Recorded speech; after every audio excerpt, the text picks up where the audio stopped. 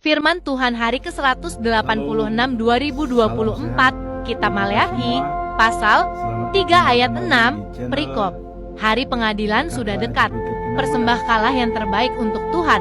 Firman Tuhan pada hari ini, hari yang ke-186 tahun 2024, 4 Juli, diambil dari kitab Maleakhi pasal 3 ayat yang ke-6 dengan perikop, hari pengadilan Tuhan sudah dekat, persembahkanlah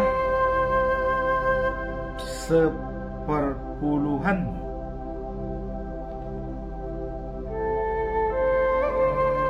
Dengan nats ayat hari ini adalah sebagai berikut: bahwasanya Aku Tuhan tidak berubah, dan kamu Bani Yakub tidak akan lenyap. Itulah firman Tuhan hari ini. Kemudian bacaan pagi diambil dari 1 Yohanes pasal yang ketiga ayat 19 sampai 24, merupakan lanjutan dari yang kemarin. Keberanian di dalam Allah. Dan bacaan malam diambil dari kitab Mazmur pasal 73 ayat 16 sampai dengan 28 dengan perikop keadilan Tuhan. Sekarang kita masuk dalam perikop hari ini, yaitu hari pengadilan sudah dekat, persembahkanlah terbaik bagi Tuhan. Bahwasanya Tuhan tidak berubah, dan kemarin, sekarang, dan selanjutnya. Dan dikatakan, kamu Bani Israel tidak akan lenyap. Allah adalah Alfa dan Omega, awal dan akhir.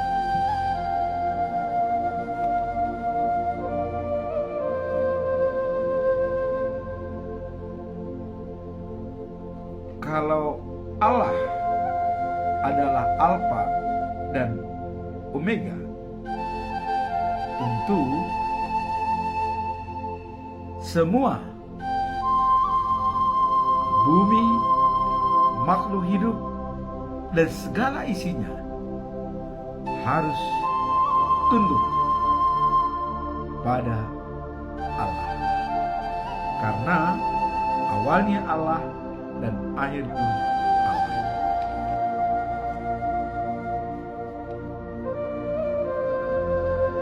Dan menjamin, tadi dikatakan menjamin keturunan Yakub tidak akan lenyap. Apa sebenarnya maksud daripada Tuhan Allah?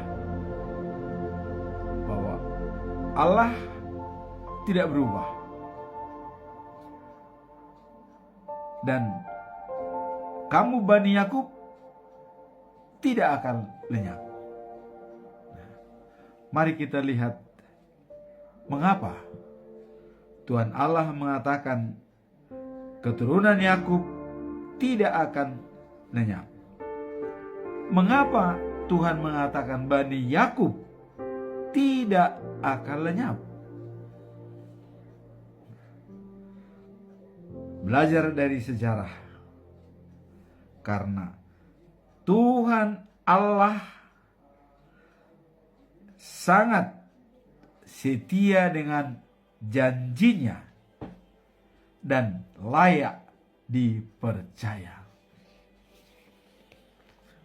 Jadi, kenapa Tuhan mengatakan kamu Bani Yakub tidak akan lenyap? Kita lihat dari awal mulanya, ya, waktu Yakub dan Esau, ya, Yakub dan Esau, ya, dan mereka anaknya Ishak.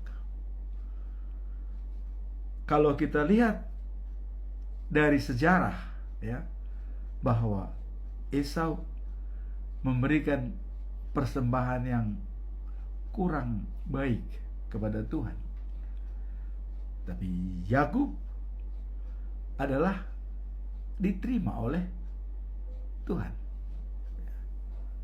memberikan yang terbaik.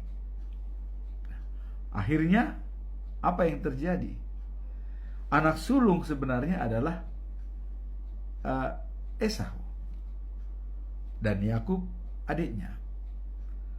Tetapi, ya, bahwa kesulungan itu bisa berpindah kepada Yakub, ya, dengan meminta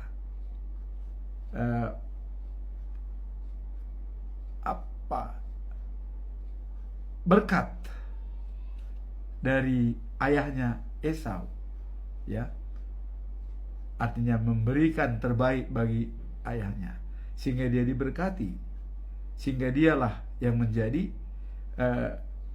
yang sangat disayang oleh Tuhan. Dan kita tahu Esau, ya, sang keturunannya tidak tercantum dalam 12 suku bangsa Israel, hanya dari keturunan Yakub. Disinilah awalnya, mungkin karena kalau Tuhan menghendaki, itulah yang terjadi.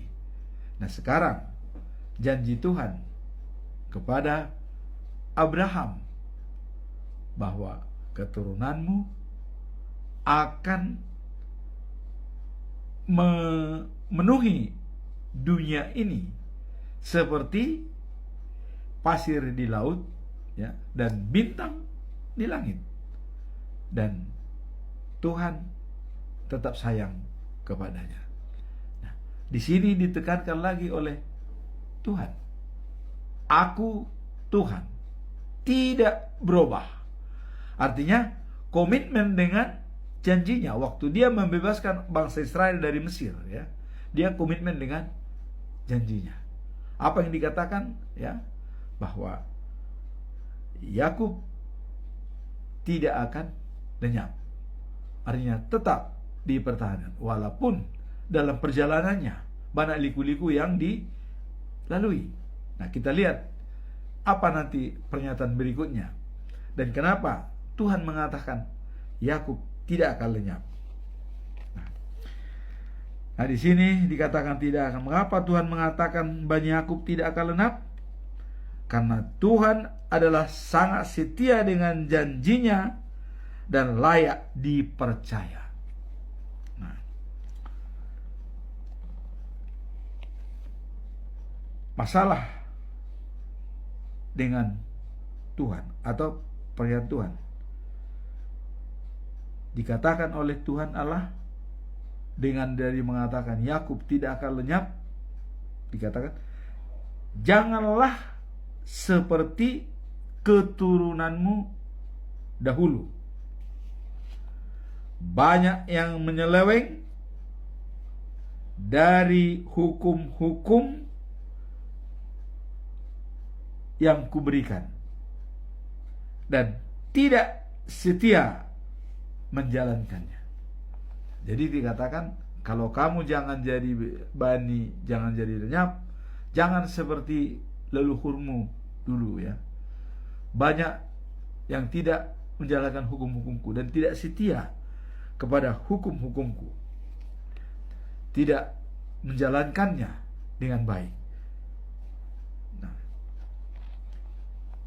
contoh seperti menyembah berhala, ya. Kita lihat di Gunung Sinai, 3.000 orang meninggal karena menyembah berhala yang diciptakan oleh Harun, ya, yaitu lembu, disembah oleh mereka sebagai Baal.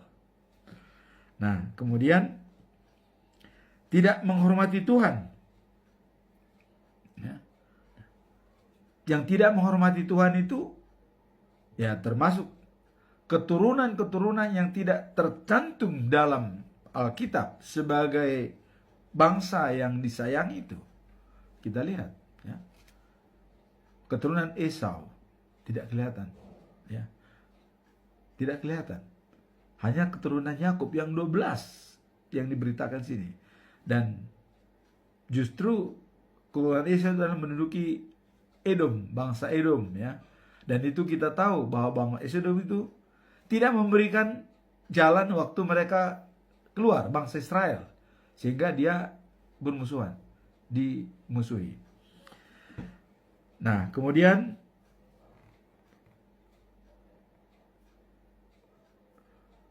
yang tidak hormat pada orang tua, itu kita lihat, yang tidak hormat pada orang tua, siapa dalam Alkitab tidak hormat sama orang tua?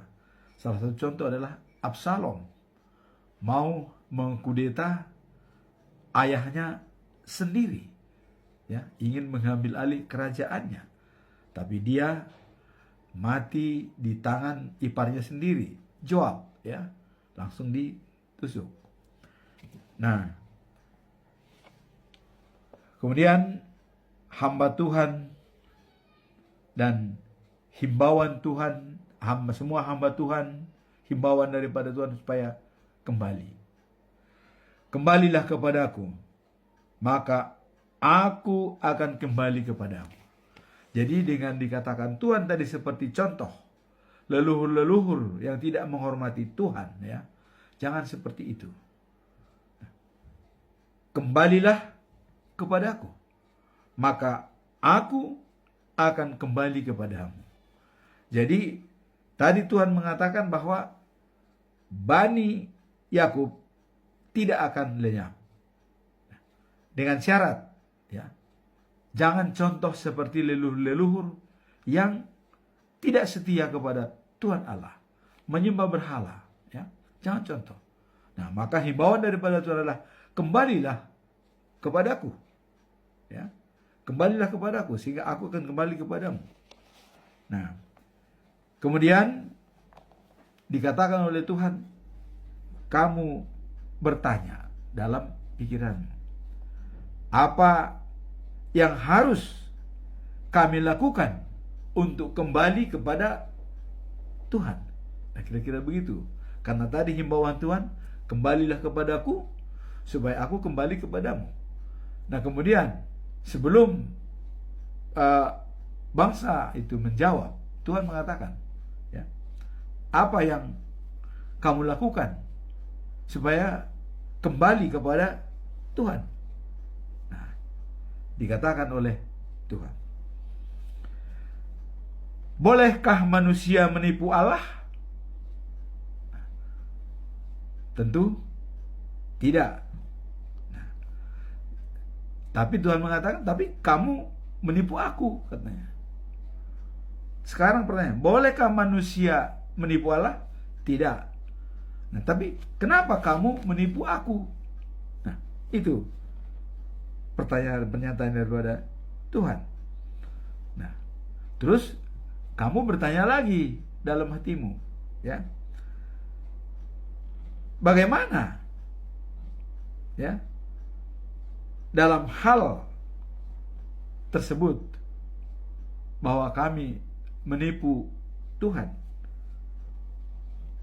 Nah, kemudian dalam hal membayar persepuluhan dan memberi persembahan, itu yang dikatakan. Sebab ya, Bapa menipu aku, maka kamu semua kena kutuk. Nah, jadi kalau ada anak menipu bapaknya, itu terkutuk. Artinya dikatakan di sini oleh Allah tadi adalah dalam hal membayar persepuluhan dan memberi persembahan. Nah, dikatakan itu sudah kira-kira seluruh bangsa itu sudah menipu Tuhan. Nah, sehingga akan terkutuk. Itu alasan yang diberikan oleh Tuhan tadi. Tadi bagaimana caranya kami menipu Tuhan? Nah, membayar persembahan persepuluhan. Tidak lagi jelas, terkutuk. Nah, kemudian bagaimana solusi? Tuhan memberikan solusi. Memberikan solusi yang terbaik begini. Bawalah sepersepuluhanmu seluruhnya kepada rumahku, supaya ada makanan berlimpah di sana. Jadi jawabnya cuma itu, supaya tidak menipu, supaya Bani Yakub itu tidak lenyap. Bawalah persepuluhan ke rumah Tuhan, supaya ada di sana makanan. Nah, jadi dengan kata lain, membantu nanti orang yang tidak mampu, karena itu adalah jalan Allah untuk saling mengasihi dan saling memberi. Ya, dengan mengumpulkan ya 1/10 dari hasil yang kita ambil, kita berikan ke rumah Tuhan, itu akan menjadi membantu banyak orang. Nah, kira-kira begitu. Bawalah persepuluhan, katanya. Nah, kemudian kata Tuhan, kalau itu sudah kau lakukan, katanya ya, kalau itu sudah kau jalankan, ujilah aku. Uji, katanya. Maka kamu akan melihat bahwa aku membuka pintu surga. Jadi dengan demikian bisa kamu uji saya. Bagaimana? Apakah saya buka pintu surga buat kamu apa tidak? Nah, Tuhan mengatakan akan melihat bahwa aku membuka pintu surga dan melimpahi kamu dengan segala yang baik. Jadi sekarang ini jelas ya. Dengan kita setia memberikan persembahan kita kepada Tuhan, berkat yang kita terima kita serahkan kembali, Tuhan akan membuka pintu surga dan melimpahi ya kamu dengan segala yang baik. Ya, memang sebenarnya ini sudah sesuai apa yang dilakukan dalam acara-acara gereja HKBP ya. Nah, Nasa Nani Lehonmi ya.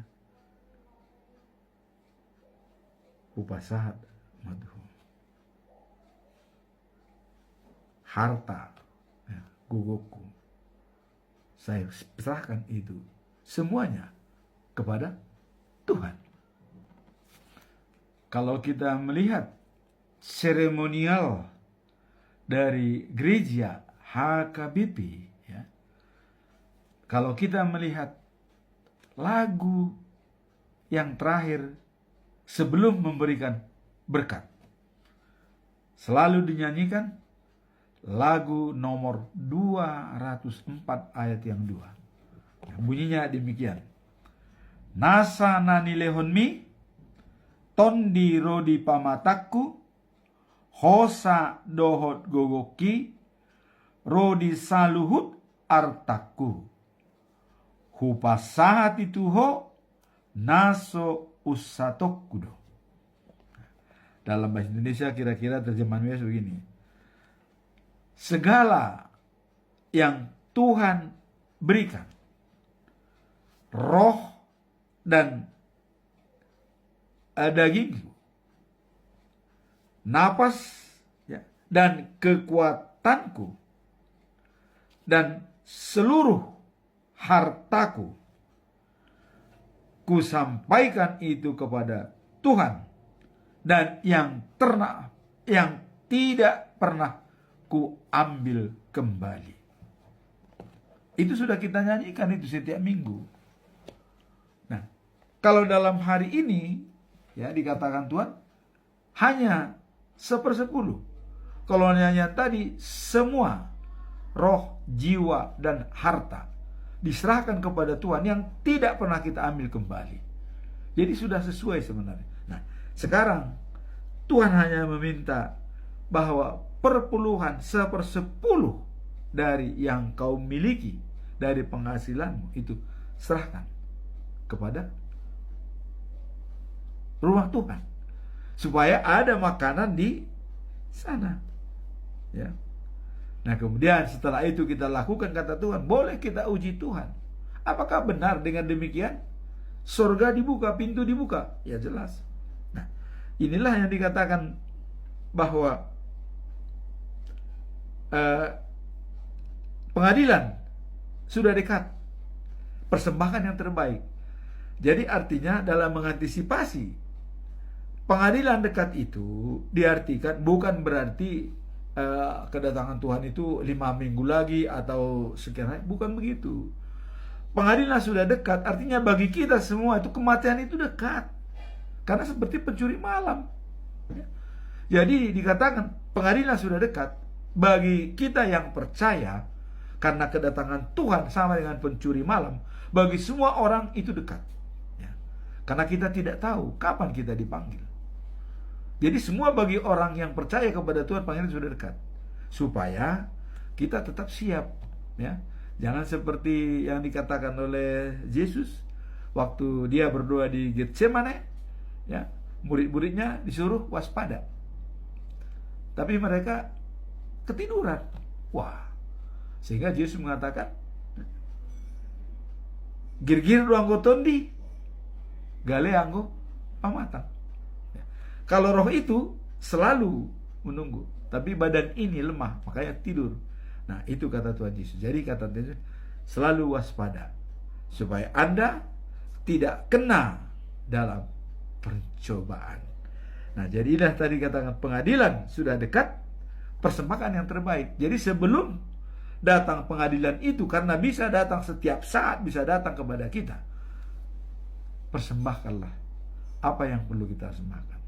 Kalau dalam KBP tadi, roh, jiwa, semua harta kuserahkan kepadamu, yang tidak pernah diambil kembali. Jadi memang harta kita yang sebenarnya adalah persembahan yang sudah kita berikan. Itu sudah tidak bisa, ya, diganggu oleh karat atau digigit oleh serangga, ya. Dia sudah abadi dan tidak boleh kita pinjam kembali, tidak. Dan itulah nanti harta kita dalam the news of Jerusalem. Itu akan kita tuai. Nah, kemudian, aku tak akan membiarkan serangga merusak hasil bumimu. Nah, ini diuji itu. Jadi janji Tuhan, kalau sudah kau lakukan seperti itu, aku tak akan membiarkan serangga merusak hasil bumimu. Pohon-pohon anggurmu akan serat buahnya. Maka kamu akan dikatakan bahagia oleh semua bangsa, sebab negerimu tempat yang baik untuk didiami. Inilah yang disampaikan oleh Tuhan. Jadi dengan kamu uji saya, katanya, pintu-pintu surga terbuka dan melimpahi segala berkat. Nah, dan tidak akan, hasil bumimu tidak akan diganggu oleh serangga. Pohon-pohon anggurmu akan banyak. Nah, kemudian ada dari kuasa sebagai berikut, ya. Ada pikiran dari manusia itu bermacam-macam. Jadi pendapat orang setelah dikatakan oleh Tuhan seperti itu ya, ada pikiran dari manusia antara lain ya, aduh percuma berbakti kepada Tuhan ya. Nah kemudian apa gunanya ya, melakukan kewajiban pada Tuhan. Nah ini dari pengalaman orang-orang, karena melihat ya, dikatakan kita melihat orang sombong bahagia. Jadi kalau ada yang sombong itu kok bahagia, jadi buat apa kita asal, percuma kita katanya adalah berbakti kepada Tuhan. Kemudian apa gunanya melakukan kewajiban pada Tuhan? Karena orang sombong katanya ya itu bahagia. Nah, orang jahat tidak hanya bertambah ya, tapi mereka menguji kesabaran. Nah, jadi orang jahat tidak hanya bertambah, maka tapi mereka juga menguji kesabaran Tuhan dengan berbuat jahat. Jadi orang jahat itu sudah mencoba menguji kesabaran Tuhan ya, bahwa mereka berbuat jahat ya, mereka luput ya juga dari bahaya dan tetap sehat. Jadi orang jahat itu ya sudah menguji kesabaran Tuhan dan mereka tetap berbuat jahat. Artinya kok orang jahat ya, dia sudah membunuh tapi kok tetap bahagia, tetap sehat, luput dari Tuhan. Kira-kira begitu pikiran daripada manusia itu. Jadi kenapa? Ya. Dan kita buat apa? Kita berbuat baik kepada Tuhan, buat apa? Percuma katanya. Nah kemudian ada pendapat dari orang-orang juga ini ya, yang melihat kenyataan orang jahat ya. Nah, kemudian Tuhan mendengar dan memperhatikan apa yang mereka katakan. Jadi di sini memang dialog tadi Tuhan dengan manusia, karena Tuhan tadi mengatakan bahwa aku tidak berubah ya, dan Bani Yakub tidak akan lenyap karena itu. Nah jadi ada perdebatan-perdebatan di sini. Makanya Tuhan mendengar dan memperhatikan apa yang mereka katakan. Nah, dikatakan begini, orang-orang yang menghormati Dia dan takut kepadanya ya, ditulis namanya dalam sebuah buku catatan yang ada di hadapannya. Jadi manusia-manusia tadi ada dua kubu. Kubu yang pertama mengatakan, buat apa berbaik dengan Tuhan? Toh juga orang sombong juga bisa bahagia, orang jahat kok bisa hidup. Nah ini sebagian ya.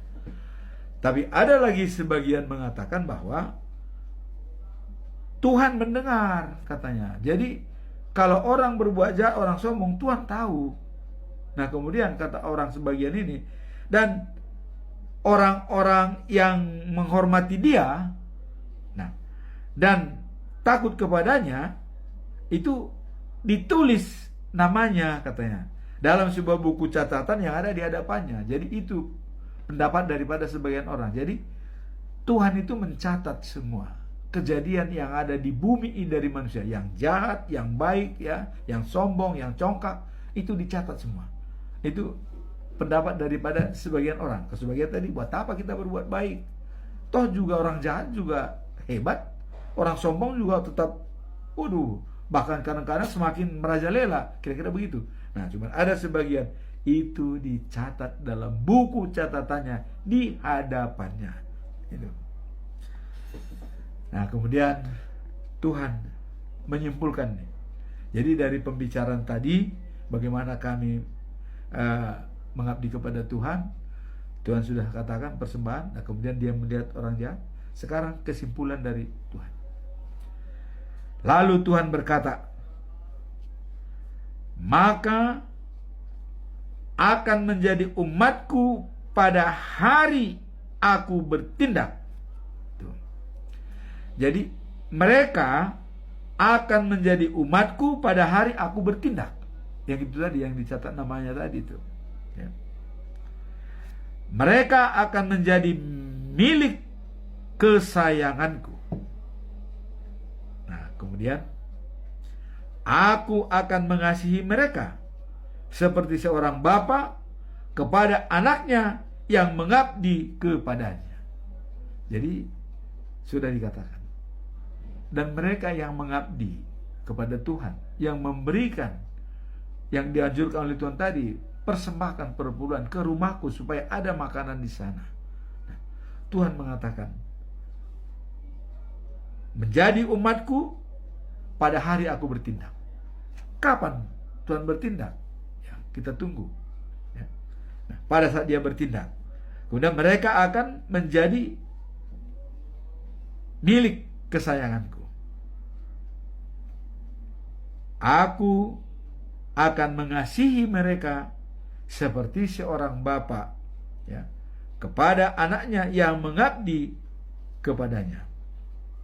Ya, kemudian umatku akan melihat perbedaan nasib orang baik dan orang jahat, antara orang yang berbakti kepadaku dan yang tidak.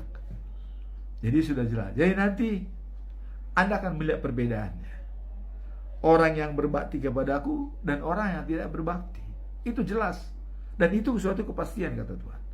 Nah, kemudian kalau kita lihat, Tuhan akan menyiapkan perjamuan pesta di Bukit Sion dengan mempersiapkan daging-daging yang gemuk dan anggur yang berkualitas. Itu disiapkan oleh Tuhan. Siapa yang akan masuk di sana?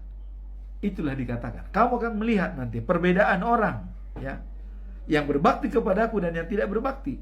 Yang berbakti itu menjadi sama-sama dengan Allah. Yang tidak berbakti, karena dengan menciptakan bumi yang baru, langit yang baru, semua bumi ini sudah hilang. Laut pun tidak ada. Yang ada hanya lautan api dan belerang. Nah, jadi yang berbakti kepadaku masuk ke bumi yang baru.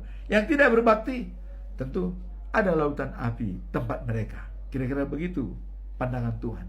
Jadi artinya tetaplah, ya, setia kepada Tuhan dalam segala hal. Nah, dengan demikian maka semua dalam pengadilan terakhir akan terlihat jelas orang yang baik dan yang jahat. Dan untuk mencapai tujuan tersebut, maka kewajiban kita, kata Tuhan, ya, bawalah perpuluhanmu ke rumah Tuhan, supaya ada makanan berlimpah di sana.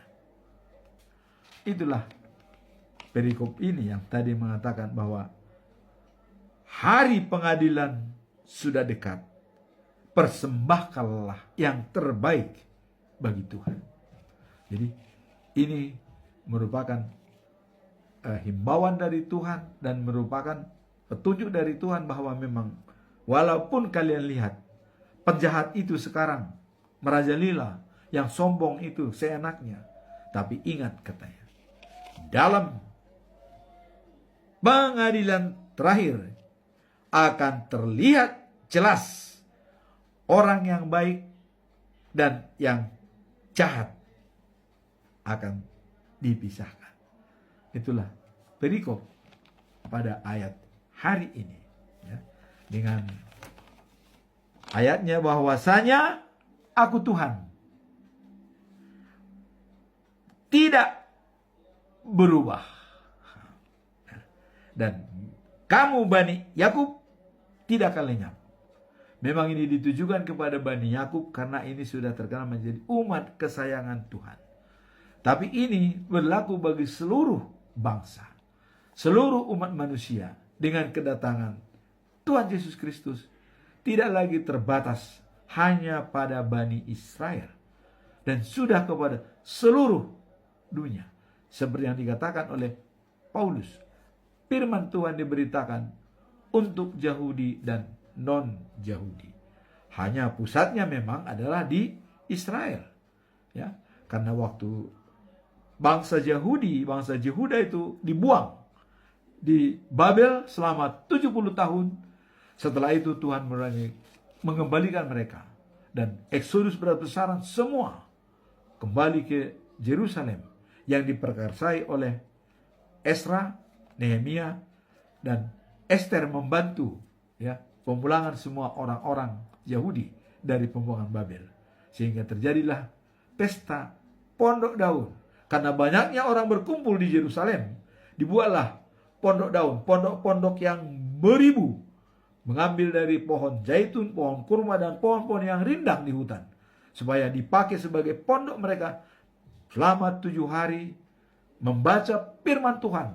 Dan dibacakan oleh Esra sebagai ahli kitab Taurat, membaca 7 hari, dari pagi sampai setengah hari, semua hukum-hukum Tuhan dibaca tiap hari, selama 7 hari.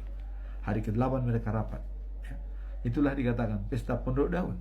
Nah, jadi semua apa yang dikatakan tadi adalah pada pengadilan sudah dekat, persembahkanlah perpuluhan kepada Tuhan. Ini spesial ya, perpuluhan. Nah, jadi kalau dikatakan bahwa pengadilan sudah dekat, itu bagi semua orang. Ya, karena kita tidak tahu kapan kita akan berangkat. Seperti pencuri malam. Nah, kemudian bacaan pagi diambil dari 1 Yohanes pasal 3 ayat 19 sampai 24. Nah, ini keberanian di dalam Allah. Artinya kita kalau sudah anak-anak Allah dan percaya kepadanya, maka timbul suatu keberanian atau merupakan semangat yang tinggi. Nah, dalam perikop kemarin kita melihat dalam 1 Yohanes ya, itu mengatakan Allah dan disarankan kepada manusia karena Allah sudah mengasihi manusia untuk mengasihi sesama. Itu yang kemarin ya, mengasihi sesama. Dan kalau ada yang berkekurangan dan ada yang berkecukupan, tapi kalau yang berkecukupan itu tidak membantu yang berkekurangan, maka apa dasarmu mengasihi Allah? Jadi supaya kamu mengasihi Allah, yang berkekurangan itu dibantu oleh yang berkecukupan. Itulah ayat yang kemarin. Nah, sekarang keberanian di dalam Tuhan ya. Kita adalah anak-anak Allah yang benar ya. Dan dapat tenang. Jadi kalau kita sudah anak-anak Allah ya, di mana kita dapat tenang di hadapan Allah, kita sadar bahwa ya, relung-relung sunyi hati ini ya, jadi God spot kita ya, dari suara hati sangat mempengaruhi roh kita. Jadi suara hati kita mempengaruhi roh kita. Nah, bila kita sudah disalahkan oleh hati kita atau merasa kita bersalah ya, yang dilihat oleh hati kita, roh kita ya. Kemudian penglihatan Allah ya lebih besar dari pengetahuan kita. Jadi apa yang dilihat dan diketahui Allah itu lebih besar dari pengetahuan kita. Nah, dan Ia tahu segalanya. Jadi misalnya kita merasa bersalah, ya, hati kita menyalahkan kita, ya, Tuhan tahu hati kita, tahu kalau kita merasa sedang bersalah, ya, tahu. Nah, kemudian bila hati kita, ya, tidak menyalahkan kita, nah, artinya hati kita itu menganalisa. Makanya hati nurani itu juga ada dalam Stephen Covey dikatakan, ya, hati nurani, ya, sehingga dia mengambil keputusan. Kalau hati kita tidak menyalahkan kita, nah, maka kita dapat menghadap Allah dengan keberanian yang penuh. Jadi kita pasti berani. Tapi kalau sudah kata hati kita menyalahkan kita, kita bisa tidak berani. Tidak berani kita berhadapan dengan Allah. Tapi kalau sudah hati nurani kita membenarkan kita, maka kita berani menghadap Allah. Disinilah dikatakan dalam istilah win-win solution, ya, courage and considerant. Nah, kalau courage tinggi, ya, keberanian tinggi, konsideran rendah atau timbang rasa rendah, ini cenderung kepada win-lose. Kita merasa menang, orang lain kalah. Nah, tapi kalau courage kita kurang, ya, tetapi konsideran kita tinggi, artinya timbang rasa kita tinggi, ya, dan kita menjadi loss, ya, orang lain menang, karena selalu perasa, wah nggak bisa, bagaimana caranya, wah sulit, selalu memberikan, selalu perasaan, itu harus lungsunyani, selalu, wah nggak mungkin, ini tidak mungkin. Perasa, terlampau timbang rasa, terlampau tinggi kita menentukan untuk memutuskan, sehingga keberanian rendah, timbang rasa tinggi, kita adalah loss, yang lain menang. Nah, kemudian ada yang terbaik adalah courage tinggi dan timbang rasa tinggi. Keberanian tinggi dan timbang rasa tinggi. Itulah yang dikatakan win-win. Jadi menang-menang. Nah, di sini tadi dikatakan oleh ayat ini bahwa kalau hati nurani kita sudah menyatakan bahwa kita benar, maka timbullah keberanian kita untuk menentukan sesuatu, keputusan apapun itu, tidak ragu, apapun tantangannya. Kalau sudah hati nurani kita menentukan bahwa ini benar, ya, jalankan.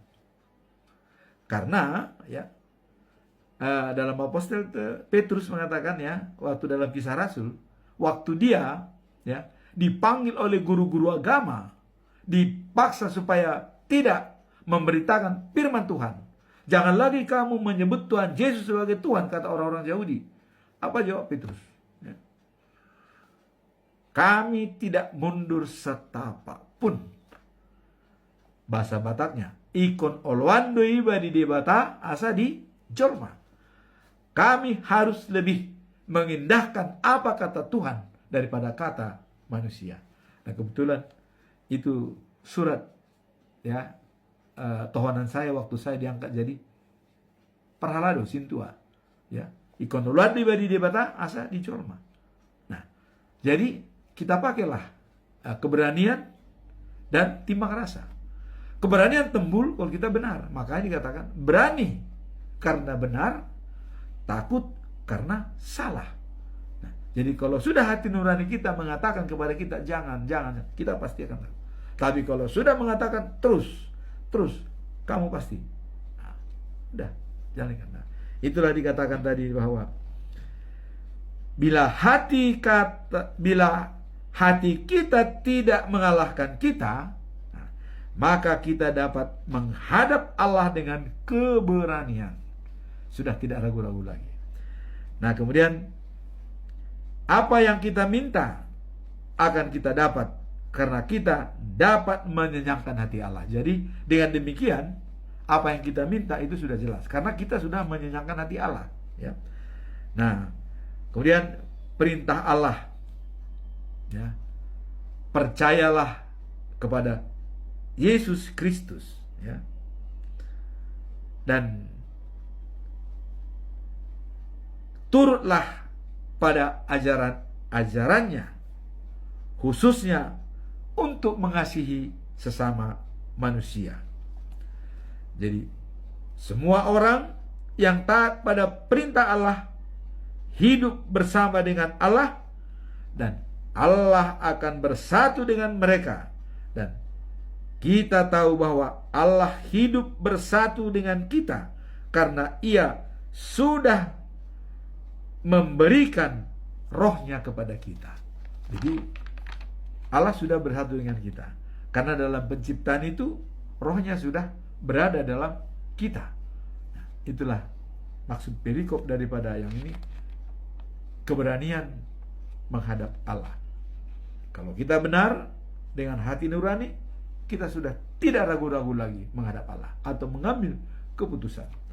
Nah, kemudian bacaan malam Mazmur 73 pasal 73 ayat 16 sampai 28. Nah, ini keadilan Tuhan, ya. Bagaimana sebenarnya keadilan Tuhan ini? Jadi ini adalah mazmur daripada Asaf. Asaf itu, ya, dia sebagai penyanyi di rumah Tuhan, ya. Pada saat Nabi Daud itu sebagai raja, ya, Asaf itu sebagai penyanyi. Ya, banyak itu penyanyi Asaf dan lain-lain, ya, atau membunyikan trompet dan membunyikan parhinaloan, ya, dan juga ada musik, alat-alat musik. Nah, jadi Asaf ini seorang penyanyi. Nah, Asaf mengatakan, ya, sungguh baiklah Allah bagi umatnya, bagi orang yang berhati murni, ya. Dan Asaf mengatakan dia bimbang dan kepercayaannya hampir hilang dia. Ada suatu kebimbangan pada Asaf. Nah, kenapa? Mengapa demikian? Ya, nah. Asaf itu cemburu kepada orang-orang yang congkak karena melihat mereka beruntung dan orang jahat, ya. Nah, mereka tidak menderita, katanya. Tidak menderita sakit, ya. Mereka tidak ditimpa kemalangan, mereka sombong, bertindak dengan kekerasan. Nah, jadi Asaf ini ada suatu keraguan dengan melihat orang-orang jahat, ya, dengan tidak sakit, ya, dan mereka tuh segar bugar. Nah, kemudian begitulah kehidupan orang jahat, hidupnya tenang, katanya, ya. Nah, kemudian mereka terus bertambah. Nah, kemudian percuma saja aku, ya, dan hatiku bersih, ya. Apa gunanya aku menjauh dosa? Kira-kira begitu. Jadi kayaknya tidak ada artinya kita berbuat baik. Nah, sebab setiap hari aku ditimpa kemalangan, setiap pagi aku disiksa. Nah, jadi ini penderitaan khusus, ya. Ada loh, ini kok yang jahat itu kok tenang-tenang saja, tapi kok, ya, kita ini kenapa? Jadi dia belum dikatakan kepercayaannya hilang, tapi dia bilang hampir, katanya, ya. Dia juga bilang, jadi hampir, ya, kepercayaannya hampir hilang. Jadi belum hilang, hampir. Tapi dengan melihat itu dia berpikir juga, loh, gimana kita ini, katanya. Nah, harus aku berusaha untuk mengerti. Jadi harus berusaha mengerti dari kejadian tersebut. Kenapa demikian? Nah, dan dia mengatakan sangat sulit bagiku. Kemudian karena itu sulit bagi dia, ya, jawabannya hanya satu, ya. Karena dia bimbang, yang tadi kepercayaan hilang, melihat orang jahat. Cuma satu jawabannya. Pergi ke rumah Tuhan. Aku masuk ke rumah Allah, ya. Lalu mengertilah aku kesudahan orang jahat. Nah, jadi jawabannya, kalau kita bimbang ya dengan melihat orang kaya, orang jahat, subur, dan mereka itu baik, orang congkak, ya, jawabannya adalah kita tidak perlu iri, tapi masuklah kita ke rumah Tuhan. Pergilah beribadah. Di sana semua jawabannya akan ada. Nah, kemudian dikatakan di sini, akhirnya aku masuk ke rumah Allah, lalu mengertilah aku kesudahan orang jahat.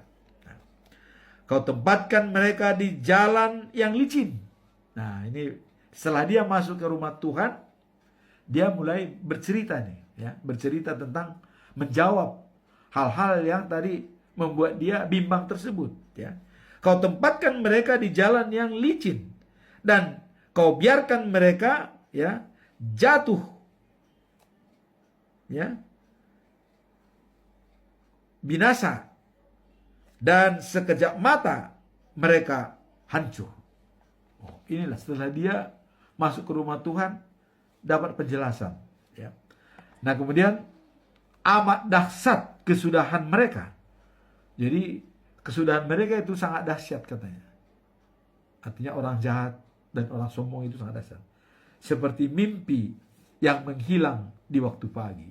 Jadi bagaimana kalau mimpi di waktu pagi menghilang? Kira-kira begitu dia bilang. Nah, ketika engkau bangkit, ya Tuhan, ya, mereka pun lenyap. Wah. Jadi setelah dia masuk ke rumah Tuhan, dia telah melihat begitu Tuhan bangkit, semuanya lenyap. Tidak ada orang jahat, orang yang congkak itu tidak ada. Nah, ketika aku merasa kesal dan hatiku seperti tersusuk, aku bodoh dan tidak mengerti, aku seperti binatang di hadapanmu. Jadi ini sudah pengakuan daripada Asaf. Jadi ketika aku kesal melihat seperti itu, dan aku bodoh katanya, itu sama dengan seperti binatang. Jadi ini pengakuan yang tulus daripada Asaf, ya. Melihat orang sombong, melihat orang jahat berkuasa, ya, dan dia merasa kesal, ya. Dikatakan bahwa aku bodoh, ya, dan tidak mengerti. Jadi setelah dia tadi pergi ke rumah Allah itu, ternyata semua pemikiran-pemikiran dia itu dia merasa bodoh dan tidak mengerti. Kemudian dikatakan, tapi walaupun demikian katanya, namun aku tetap di dekatmu. Pernyataan terakhir ini yang paling enak nih. Aku tetap di dekatmu, ya. Engkau, ya, memegang tangan kananku. Kau bimbing aku dengan nasihat. Nah, dan kau terima aku dengan kehormatan kelak. Setelah dia pergi ke rumah ibadah, dengan penglihatan dia tadi yang melihat orang jahat itu berbahagia dan bisa senang. Begitu dia ke rumah ibadah, langsung dia mendapatkan suatu roh, ya, bahwa kau terima aku dengan kehormatan kelak. Kemudian siapa yang ku miliki di surga kecuali engkau? Jadi sudah menyatakan dengan sikap yang jelas Asaf ini bahwa siapa yang kumiliki di surga kecuali engkau, Tuhan. Itu dikatakan. Nah, kemudian sekalipun jiwaku menjadi lemah. Nah, kalau jiwa lemah, engkaulah kekuatanku, ya Allah. Jadi kalaupun jiwaku lemah, ya, atau fisikku lemah, engkaulah kekuatanku, ya Allah. Ini pernyataan Asaf yang benar-benar dari hati yang dalam ini.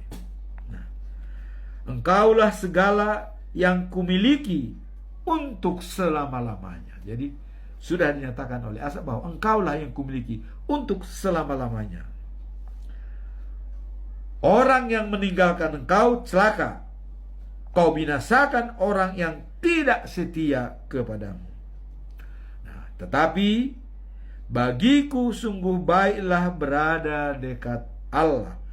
Tuhan Allah kujadikan tempat perlindunganku, supaya dapat mewartakan segala perbuatanmu. Akhirnya, ya, dengan tadi dia melihat situasi itu, setelah dia masuk ke rumah Tuhan, semua didapat, ya, dengan bimbingan oleh Roh Tuhan, bahwa dia akan dapat memberitakan firman Tuhan, ya, dan termasuk pada saat ini tulisan ini merupakan berita baik bagi kita semua.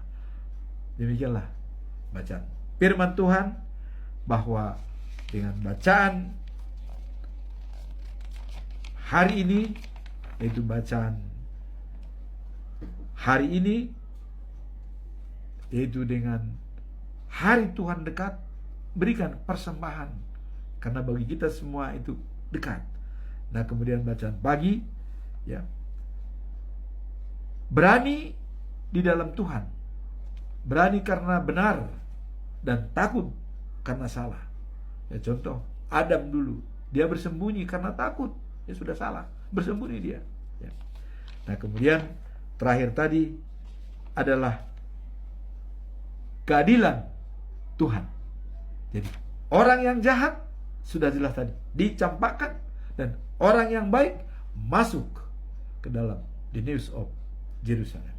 Semoga kita terberkati dengan firman pada hari ini. Amin. Tuhan memberkati kita semua.